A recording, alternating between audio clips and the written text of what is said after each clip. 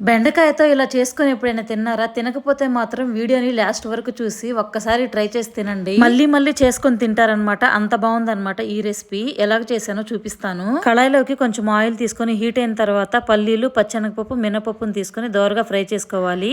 తర్వాత దానిలోకి కొంచెం ధనియాలు, జీలకర్ర, ఎండుమిర్చి, కరివేపాకు వేసి ఫ్రై చేసుకొని చల్లారనివ్వాలి. చల్లారాక దానిలోకి కొంచెం సాల్ట్, వెల్లుల్లి వేసి పౌడర్ లాగా మిక్సీ పట్టుకోవాలి. తర్వాత బెండకాయల్ని వీడియోలో చూపిస్తున్నట్టు మధ్యలోకి కట్ చేసుకొని ఈ స్టఫింగ్ అయితే బెండకాయలు మొత్తానికి పెట్టుకోవాలి. తర్వాత కళాయిలోకి కొంచెం ఆయిల్ తీసుకొని హీట్ అయిన తర్వాత ఈ బెండకాయ ముక్కల్ని ఒక్కొక్కటిగా కళాయి మొత్తం పెట్టుకొని మూత పెట్టి అయితే ఒక 10 నిమిషాలు మగ్గనివ్వాలి. ఒక పక్క ఫ్రై అయిపోయిన తర్వాత రెండో పక్క కూడా వీడియోలో చూపిస్తున్నట్టు తిప్పి వేసుకొని మిగిలిపోయిన పొడి కూడా వేసి ఒకసారి బాగా కలుపుకొని మూత పెట్టి ఒక 10 నిమిషాలు ఉడకనివ్వాలి. ఇంతకీ వీటి పేరేంటో చెప్పలేదు కదా, గుత్తి బెండకాయ అనమాట. నేనైతే ఫస్ట్ టైం ట్రై చేశాను. ఇంత బాగా టేస్ట్ వస్తుందని చెప్పి అనుకోలేదన్నమాట. నేనైతే ఒట్టి బెండకాయలని తినేసాను. టేస్ట్ అయితే అదిరిపోయింది. నచ్చితే ఒక్కసారి ట్రై చేసి ఎలాగ వచ్చిందో కూడా కామెంట్ చేయండి.